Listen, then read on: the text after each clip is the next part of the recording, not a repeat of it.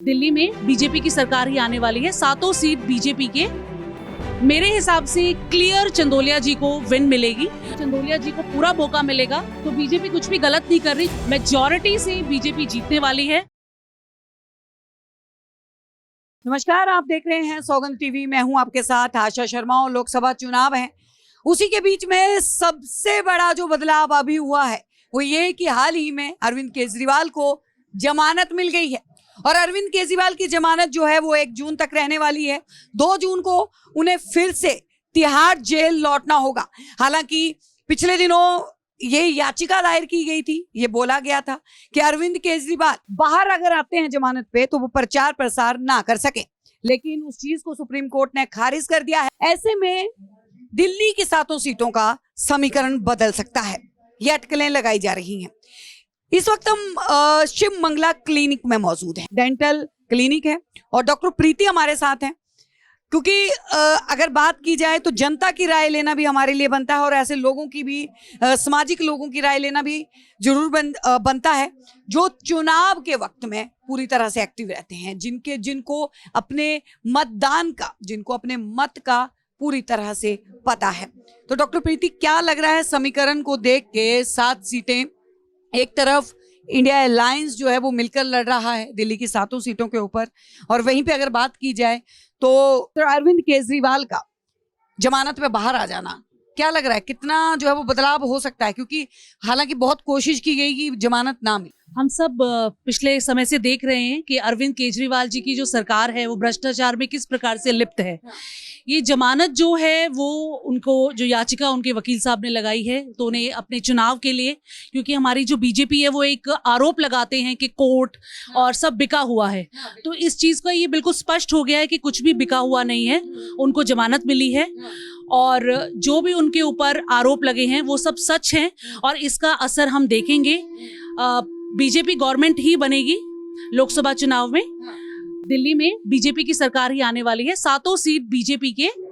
ये बोला जा रहा था कि 7 सीटों पे, अगर पिछले दिनों राहुल गांधी के बयान के ऊपर अगर गौर किया जाए तो राहुल गांधी ने कहा था कि मोदी जो है वो डर रहे हैं, कहीं ना कहीं प्रधानमंत्री मोदी डर रहे हैं और डर के मारे जो है वो इस तरीके के बयान जो हैं वो दे रहे हैं।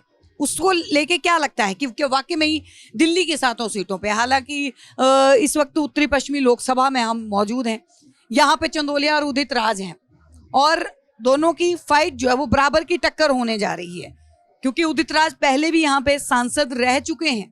कैसे आप इस सीट को देख रहे हैं? मेरे हिसाब से डरने वाला आरोप जो है वो बिल्कुल ही गलत है, क्योंकि सोनिया गांधी जी और राहुल जी ऐसे किसी को जेल में बंद करते तो सबसे पहले शायद उनको ही करना चाहिए था। तो केजरीवाल जी को इसलिए जेल में बंद करा है क्योंकि उनके खिलाफ पक्के सबूत मिले हैं ईडी के पास। नेशनल हेराल्ड का केस सोनिया गांधी जी और राहुल गांधी जी पे भी है, लेकिन वो बेल से बाहर हैं। केजरीवाल जी के अगेंस्ट अभी भी हमने देखा है एनआईए का भी सबूत मिले हैं कि वो खालिस्तानी एक्टिविटी में भी इन्वॉल्व हैं, तो वो पूरी तरह के कल्प्रिट हैं। और दूसरा आपने बोला योगेंद्र चंदोलिया जी और उदित राज जी, मेरे हिसाब से क्लियर चंदोलिया जी को विन मिलेगी, बिकॉज उदित राज जी पुराने समय में भी कोई काम नहीं करा, तो उनका जो पूरा ट्रैक रिकॉर्ड जनता बिल्कुल देखेगी और चंदोलिया जी को पूरा मौका मिलेगा हमारी लोकसभा में सेवा करने का और सनातन धर्म को ऊंचाइयों पे ले जाने का।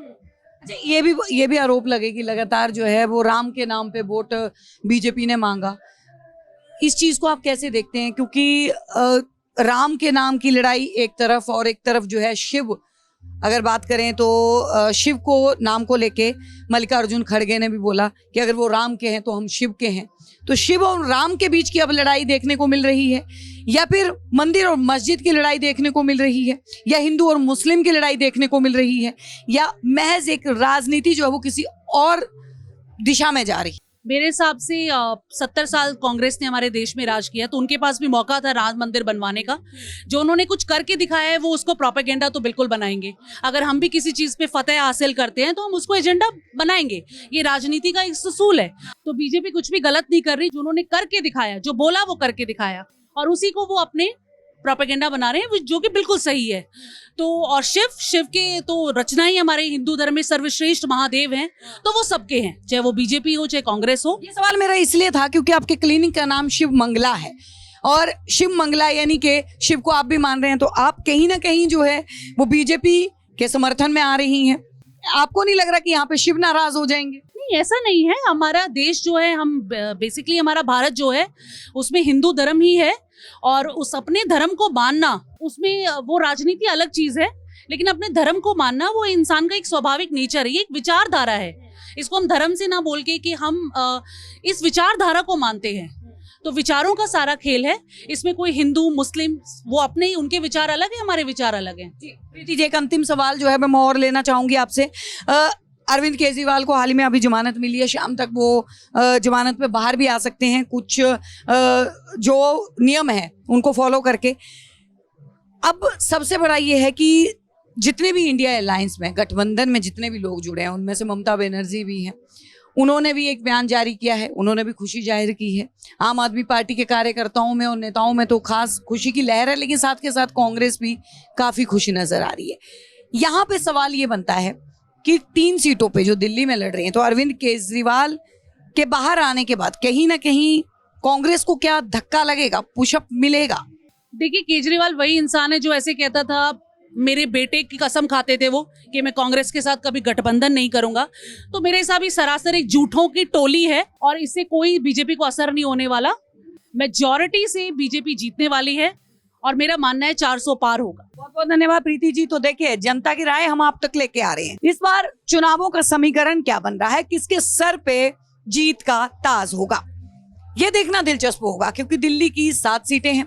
उसके अलावा 3 चरणों की अगर बात की जाए तो 3 चरणों की में चुनाव वोटिंग हो चुकी है, जिसके बाद गृह मंत्री अमित शाह ने ये बात भी क्लियर कर दी कि अब तक 160 पार बीजेपी हो चुकी है 3 चरणों में। अब देखना ये है कि 25 तारीख को जब वोटिंग दिल्ली के अंदर होती है तब क्या नतीजे सामने आते हैं। बने रहिए। आप देख रहे हैं सौगंध टीवी, सौगंध वतन की।